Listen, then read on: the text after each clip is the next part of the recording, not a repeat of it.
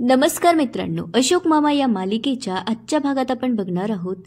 आज भैरवीच्या घरी भैरवीचा इंटरव्ह्यू असतो, तेव्हा हायलाइट चॅनलकडून तिचा इंटरव्ह्यू घेण्यात येत आहे. त्यामुळे इंटरव्ह्यू घेण्यासाठी आलेली लेडी म्हणत असते की नमस्कार, आपलं हायलाइट या चॅनलवर स्वागत आहे. पुढे ती म्हणते की आठवड्यामध्ये कुकिंग कॉम्पिटिशनमध्ये हायलाइट झालेल्या भैरवी माझगावकरांचा आज आपण इंटरव्ह्यू घेणार आहोत. तर एक कॉर्पोरेट जॉब सोडून एका कुकिंग कॉम्पिटिशनमध्ये जिंकणाऱ्या भैरवी माझगावकरांची गोष्ट ऐकूया आपण त्यांच्याच तोंडून.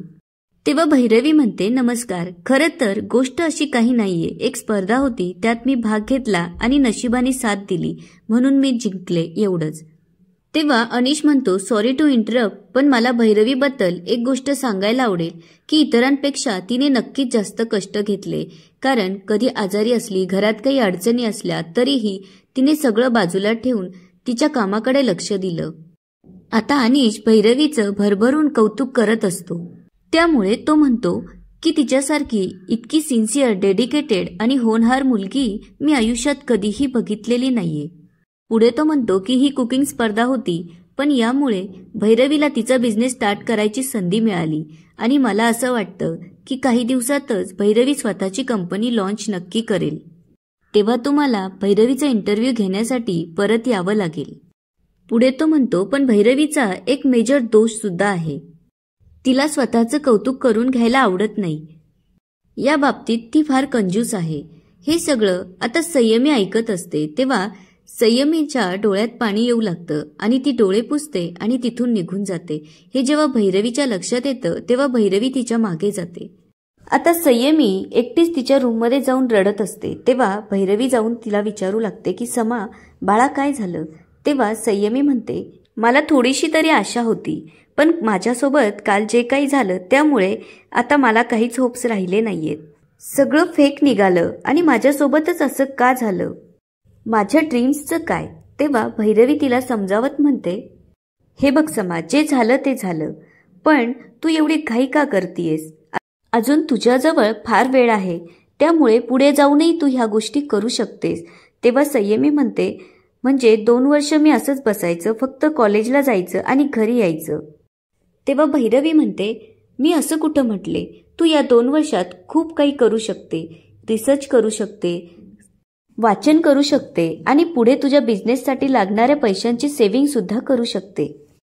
आता भैरवी तिला एक प्रॉमिस करते की माझा जेव्हा बिझनेस स्टार्ट होईल त्यातून जे पहिलं प्रॉफिट होईल ते तुझ्यासाठी. तेव्हा तू हवा तसा आणि हवा तेवढा खर्च कर. आता इकडे अनिशने सांगितल्याप्रमाणे किशाभाऊने भैरवीसाठी साडी आणलेली असते. तेव्हा अनिश ती साडी बघू लागतो. किशाभाऊ म्हणतो, भैरवीला खूप छान दिसेल, पण त्याच्यावरची किंमत बघून अनिश त्याला विचारू लागते, हे काय, फक्त 300 रुपयाची साडी? एवढी हलकी साडी देऊ का मी तिला? तेव्हा किशाभाऊ म्हणतो, माझ्याकडे एवढेच पैसे होते. तेव्हा अनिश त्याला म्हणतो, तुझ्या मित्राचं दुकान होतं ना, आणायची उधारीत. आता अनिशच्या डोक्यात एक आयडिया येते आणि तो किशाभाऊला म्हणू लागतो की या 300 रुपयावरती एक शून्य आणखी वाढव. त्यामुळे किशाभाऊ बाजूला जातो आणि त्या 300 रुपयावरती शून्य वाढवतो. तितक्यात भैरवी येते. तेव्हा अनिश तिच्याजवळ जाऊन तिला ती साडी देऊन म्हणतो की हे तुझ्यासाठी माझ्याकडून छोटंसं गिफ्ट. आता भैरवी म्हणते, अरे अनिश, याची काय गरज होती? तेव्हा अनिश म्हणतो की तू स्पर्धा जिंकलीस, त्यामुळे तुझं कौतुक व्हायला नको का? आता भैरवी म्हणते की उघडून बघू का? तेव्हा अनिश तिला म्हणतो, हो, तुझ्यासाठीच आणलीये. आता भैरवी जेव्हा ती साडी बघते तेव्हा खूप खुश होते, पण तिचं लक्ष जेव्हा साडीच्या प्राइसकडे जातं तेव्हा तिला मोठा धक्का बसतो आणि ती म्हणते, हे काय अनिश, 30,000 रुपयांची साडी? हे ऐकल्यावर आता अनिशलाही धक्का बसलेला असतो. तेव्हा तो किशाभाऊकडे बघू लागतो आणि म्हणतो, आपल्या किशा मामानेच आणलीये, त्याच्या मित्राचं दुकान होतं. तेव्हा किशाभाऊ पटकन येतो आणि भैरवीला सांगू लागतो की माझ्या मित्राचं दुकान असल्यामुळे त्याने मला डिस्काउंट दिला आणि त्याला मी जेव्हा सांगितलं की तू ही स्पर्धा जिंकलीये त्यामुळे त्याने आणखी जास्त डिस्काउंट दिला. आता भैरवीने ती साडी ठेवून घेतलेली असते आणि ती त्यांना विचारू लागते की तुम्ही चहा घेणार आहात का? त्यामुळे ती आता चहा ठेवायला किचनमध्ये जाते. तेव्हा अनिशही तिच्या मागे जातो.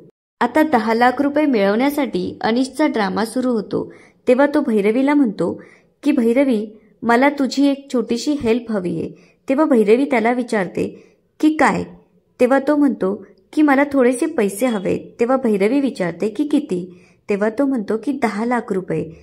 एवढी मोठी रक्कम ऐकल्यानंतर आता भैरवी आश्चर्याने विचारते की एवढे पैसे आणि कशासाठी. तेव्हा अनिश मुद्दामच रडायचं नाटक करू लागतो आणि तिला सांगू लागतो की मी जिथे काम करत होतो तिथे माझ्या हातून खूप मोठी चूक झाली, त्यामुळे कंपनीचं खूप मोठं नुकसान झालं.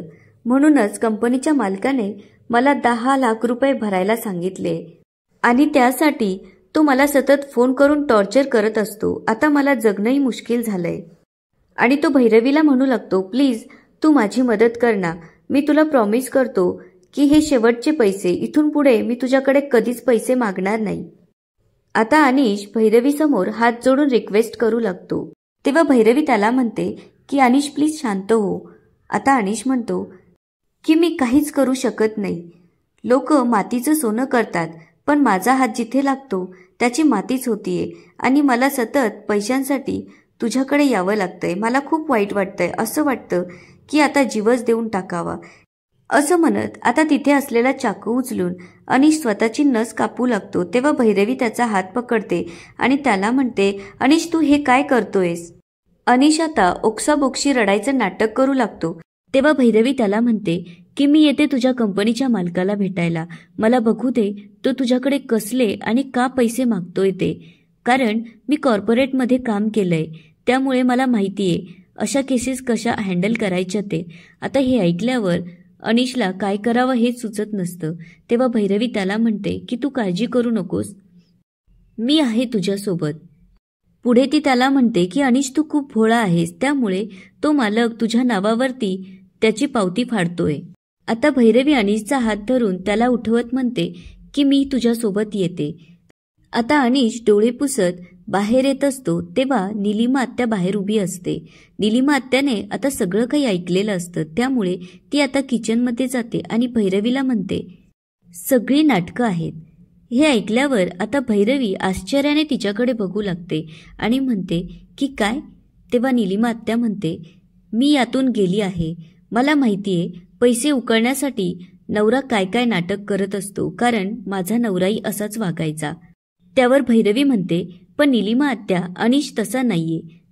तेव्हा निलिमा आत्या तिला म्हणते माझ्या ज्या गोष्टी लक्षात आल्याय त्यावरून मी तुला सांगतेय, हे सगळं खोटं आहे. या गोष्टीला बळी पडू नकोस.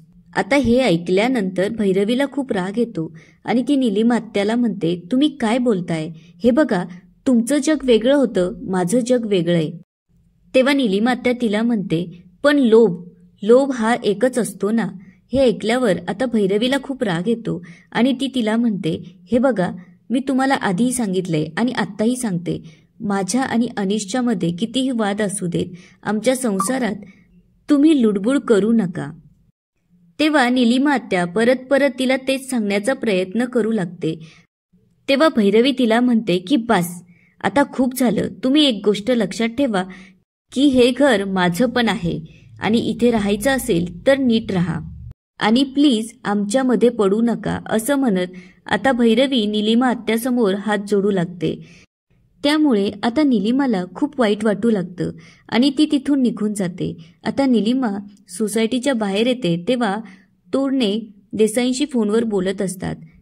त्यांचं बोलणं झाल्यावर निलिमा त्यांच्याजवळ जाते आणि त्यांना म्हणते की मला तुमचा फोन हवा होता. बाळादादाला फोन करायचा आहे, हवं असेल तर तुम्हीच लावून द्या. त्यामुळे तोरणे आता अशोक मामांना फोन करतात.